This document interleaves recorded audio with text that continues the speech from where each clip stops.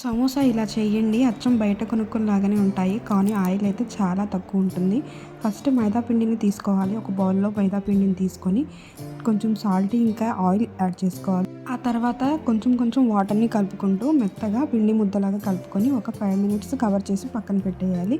కొంచెం కొంచెం పిండిని జల్లుకుంటే ఈ విధంగా పల్చని చపాతీలాగా అయితే ప్రెస్ చేసుకోవాలి. పక్కన మీడియం ఫ్లేమ్‌లో ప్యాన్ హీట్ చేసుకోవాలి. ఆ తర్వాత మనం రెడీ చేసుకున్న చపాతీని వేసి రెండు వైపులా ఒక 10 సెకండ్లు అయితే కాల్చుకొని మొత్తం చపాతీలని ఈ విధంగా రెడీ చేసి షీట్స్ కోసం మనకి ఏ సైజులో కావాలో ఆ సైజులో కట్ చేసుకోవాలి. ఎడ్జెస్ని కూడా కట్ చేసేసుకొని చిన్న చిన్న పీసెస్లా ఫ్రై చేసేసుకోవాలి. ఈ విధంగా చూపిస్తున్నట్టు కట్ చేసేసుకోవాలి ఈక్వల్గా. అయితే పక్కన కడాయిలో ఆయిల్ వేసుకొని మనం ఎడ్జెస్ కట్ చేసాం కదా, అవి బ్రౌన్ కలర్ వచ్చే వరకు ఫ్రై చేసుకొని, ఆనియన్ సమోసా కాబట్టి 2 ఉల్లిపాయలని సన్నగా కట్ చేసి అందులో కొంచెం కారము, ఒక గ్రీన్ చిల్లీ, ఆ తర్వాత కొత్తిమీర, మనం ఫ్రై చేసుకున్న ఎడ్జెస్ ఉన్నాయి కదా అవి కూడా ఇలా మిక్స్ చేసేసుకోవాలి. చాలా క్రంచీగా టేస్టీగా ఉంటుంది.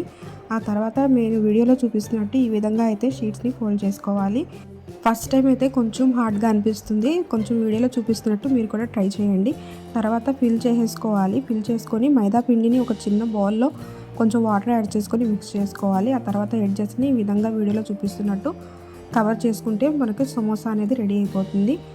ఆయిల్ హీట్ అయిన తర్వాత మీడియం ఫ్లేమ్లో పెట్టుకుని ఒకదాని తర్వాత ఒకటి యాడ్ చేసుకొని రెండు వైపులా బ్రౌన్ కలర్ వచ్చే వరకు అయితే ఫ్రై చేసుకోవాలి.